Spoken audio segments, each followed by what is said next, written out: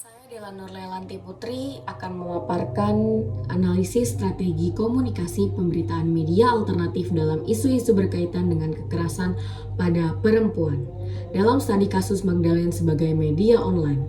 Yang pertama di dalam latar belakang dan pendahuluan yaitu perkembangan internet saat ini memberikan dampak cukup besar pada persaingan dalam institusi media massa. Internet memiliki kecepatan serta jumlah akses yang terus meningkat, sehingga penggunaan internet sebagai media komunikasi saat ini mendapatkan perhatian yang cukup besar dari pengelola institusi media. Hal ini menjadi sebuah tantangan bagi pengelola institusi media tradisional untuk dapat bersaing di tengah terpaan perkembangan teknologi komunikasi. Internet menjadi sangat berpengaruh bagi kehidupan sehari-hari. Hal ini pun turut berdampak terhadap pemberitaan melalui online. Setiap orang yang lebih membaca atau mendapatkan informasi melalui media online yang sifatnya online karena lebih mudah. Dengan adanya media online, mempermudah kita dalam mengakses berita kapanpun dan dimanapun. Media online yang ditawarkan menjadi lebih efisien dan lebih efektif. Salah satunya adalah media alternatif. Media alternatif adalah bentuk media yang berbeda dari bentuk media yang dominan dari segi konten, cara produksi, ataupun dari cara distribusi mereka.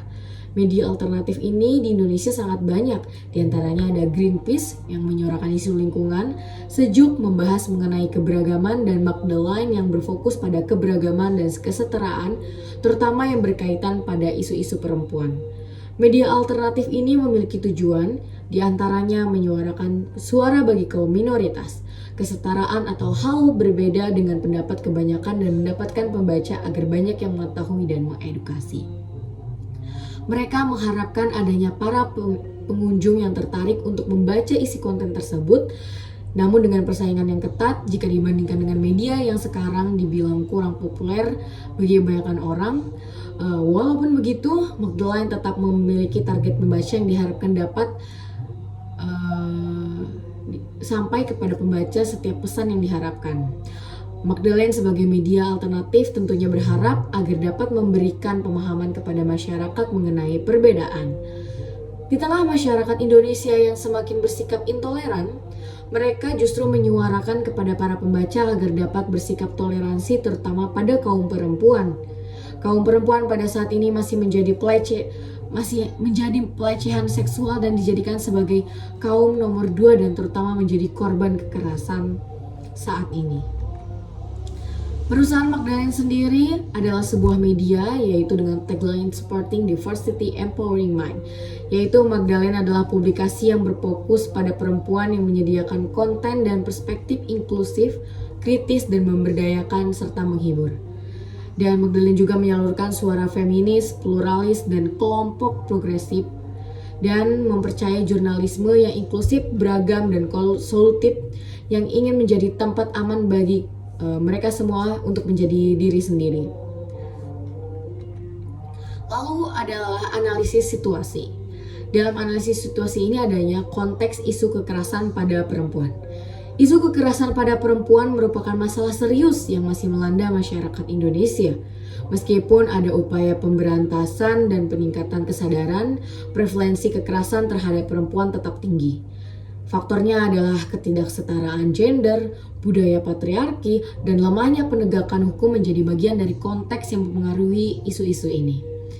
Peran media alternatif Magdalene.co. Magdalene.co memainkan peran penting dalam membawa isu-isu kekerasan pada perempuan ke dalam perhatian publik. Mereka memiliki keleluasaan untuk mengangkat suara-suara yang seringkali terpinggirkan dalam media mainstream.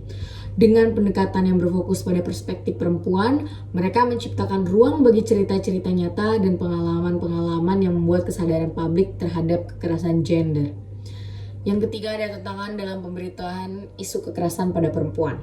Meskipun memiliki keleluasaan dalam pemberitaan, Magdalene.co juga menghadapi berbagai tantangan. Salah satunya adalah resistensi dari pihak-pihak yang tidak setuju dengan narasi yang mereka sampaikan.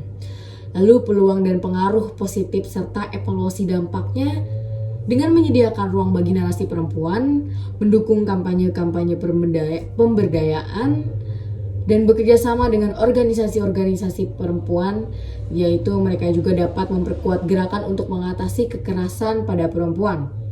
Dampak pemberitaan tentang kekerasan pada perempuan juga menjadi aspek penting dalam analisis situasi ini.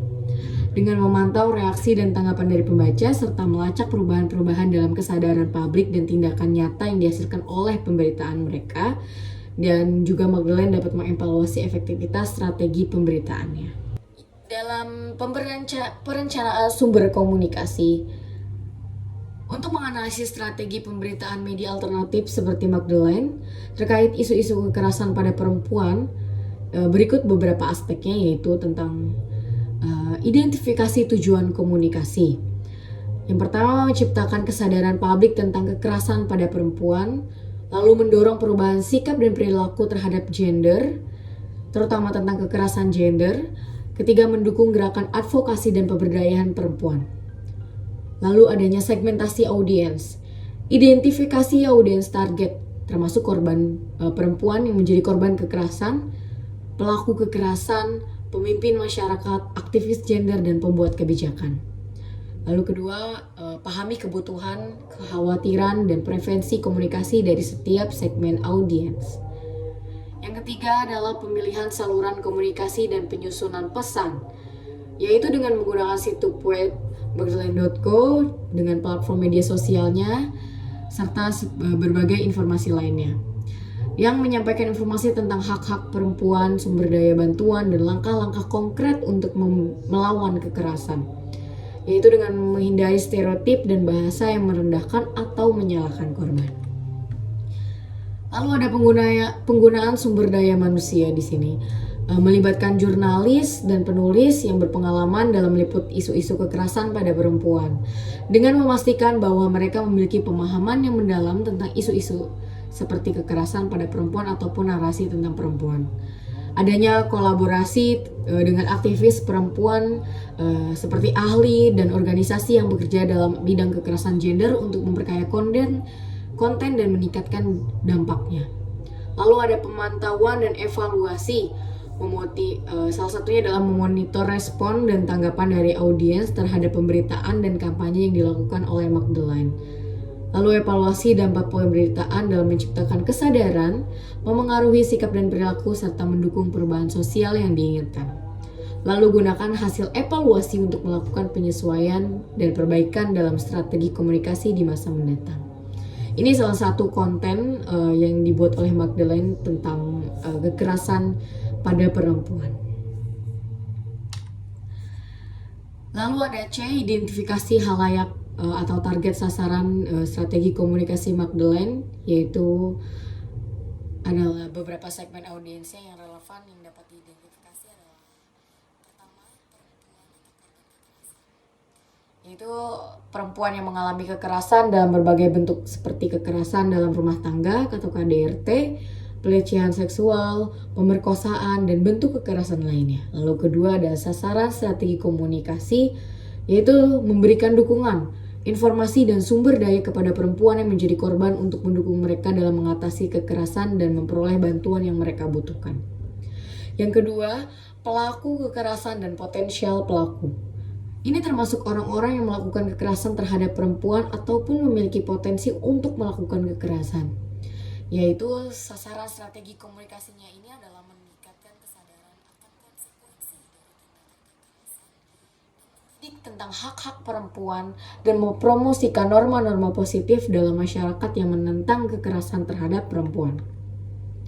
Yaitu ada masyarakat umum, salah satunya adalah meningkatkan kesadaran tentang prevalensi, dampak dan pentingnya mengatasi kekerasan terhadap perempuan di dalam masyarakat serta membangun empati dan dukungan terhadap perjuangan perempuan yang menjadi korban.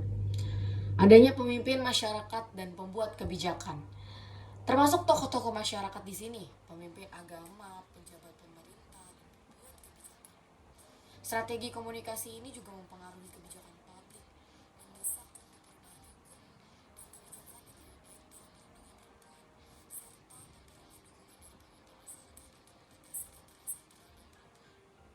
Yang kelima ada aktivis gender dan organisasi-organisasi perempuan, termasuk individu-individu dan organisasi yang berjuang untuk melawan kekerasan pada perempuan dan memperjuangkan kesetaraan gender.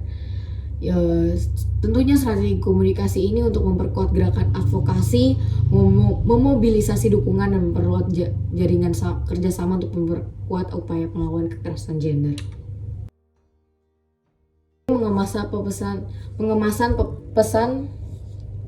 Pengemasan pesan strategi komunikasi pemberitaan media alternatif, yaitu yang pertama ada empati dan keterlibatan emosional, yaitu tentang mencerminkan empati dan keterlibatan emosional terhadap perempuan yang menjadi korban kekerasan dan menceritakan pengalaman nyata dengan bahasa yang empatik yang dapat membantu pembaca merasa terhubung dan tergerak untuk bertindak.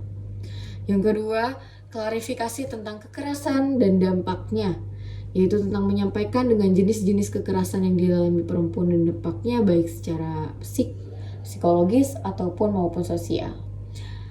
Yaitu ketiga, pemberdayaan dan penyebaran informasi.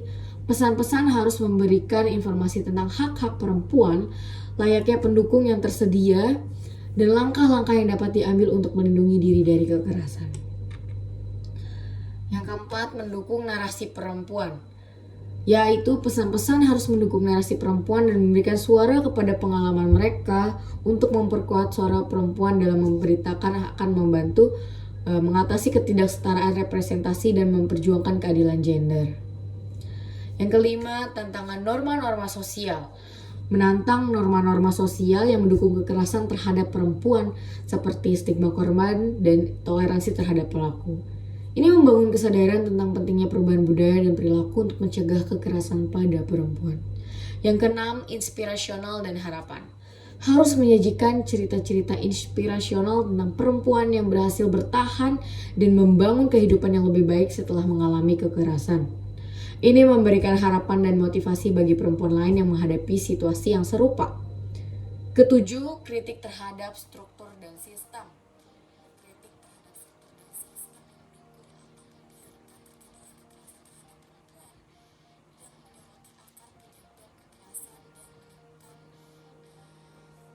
Perlunya perubahan struktur akan membantu dalam yaitu strategi pemilihan media Magdalene, yaitu ada Instagram, website, podcast Spotify, Gmail, dan YouTube. Jadi Magdalene di sini memberitakan informasinya melalui platform mereka dengan Instagram, X, terus website mereka, dan juga acara-acara offline seperti event dan kolaborasi. Hambatannya komunikasi dan strategi Magdalene.co. Stigma dan kekhawatiran korban. Hambatannya karena korban kekerasan seringkali mengalami stigma dan kekhawatiran terhadap reaksi masyarakat. Strateginya sendiri adalah Magdalene dapat menyediakan platform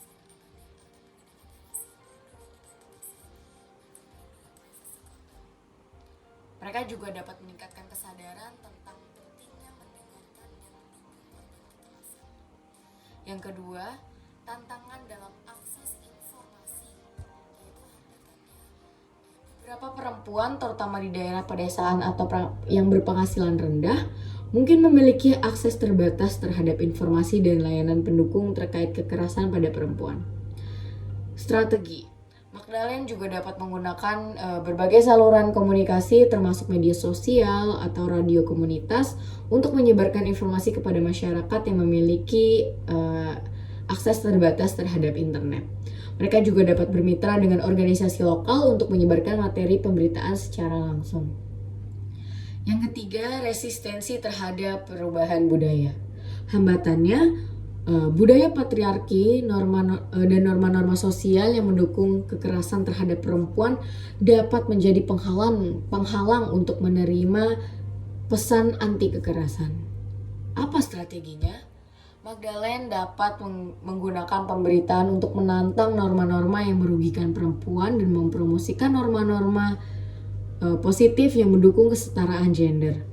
Mereka juga dapat berkolaborasi dengan tokoh-tokoh masyarakat dan pemimpin agama untuk mendukung pesan-pesan mereka.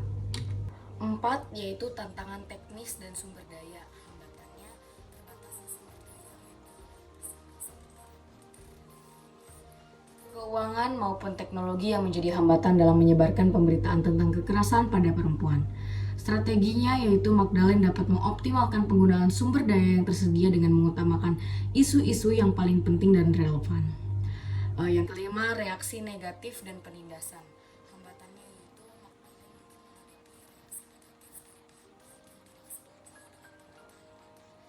strateginya adalah dapat meningkatkan keamanan jurnalis, dapat bekerja sama dengan organisasi-organisasi hak asasi manusia dan lembaga-lembaga perlindungan untuk mendapatkan dukungan dalam menghadapi ancaman dan penindasan. Analisis yang terakhir, analisis SWOT dan evaluasi dalam strategi komunikasi.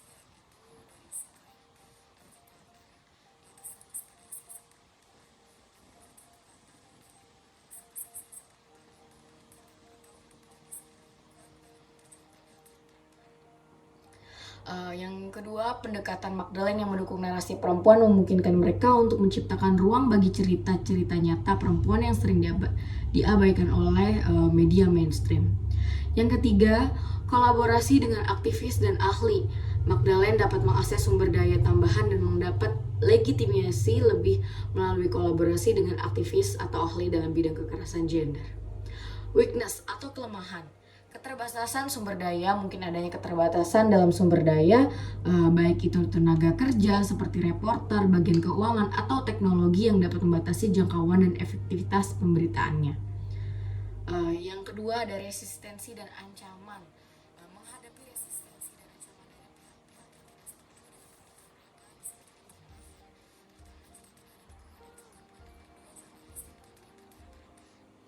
Ketiga, tantangan teknis. Kemungkinan adanya tantangan teknis web atau platform media sosial yang mengganggu kelancaran pemberitaan atau distribusi konten. Opportunities atau peluang. Peningkatan kesadaran publik, adanya minat yang meningkat dalam isu kekerasan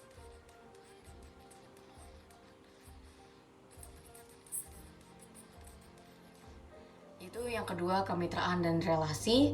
Magdalene dapat memanfaatkan peluang untuk membangun kemitraan dan relasi dengan organisasi perempuan dan lembaga-lembaga lain yang berkomitmen untuk melawan kekerasan gender. Yang ketiga, inovasi teknologi. Terus mengikuti perkembangan teknologi dan inovasi dalam media online dapat membuka peluang untuk meningkatkan cara Magdalene menyampaikan pesan mereka dan menjangkau audiens yang lebih luas. Threat atau ancaman. Resistensi terhadap perubahan budaya. Budaya patriarki dan norma-norma sosial yang mendukung kekerasan terhadap perempuan dapat menjadi hambatan yang signifikan bagi upaya Magdalene dalam membawa perubahan. Yang kedua, ancaman keamanan.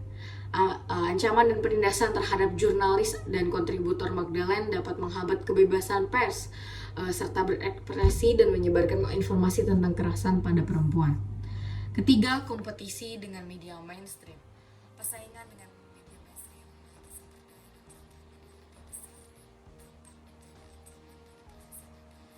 sebagai media alternatif yang berfokus pada isu-isu perempuan.